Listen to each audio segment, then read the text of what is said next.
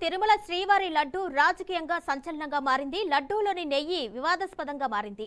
నెయ్యి నాణ్యతను ఎత్తి చూపుతున్న అధికార పక్షం ఎలాంటి విచారణకైనా సిద్ధమంటున్న ప్రతిపక్షం తీరు భక్తకోట్ని గందరగోళానికి గురిచేస్తుంది. కూటమి ఎమ్మెల్యేలు, ఎంపీల సమావేశంలో కఠోర నిజాన్ని బయటపెట్టిన చంద్రబాబు వ్యాఖ్యలు అందరినీ షాక్ గురిచేశాయి.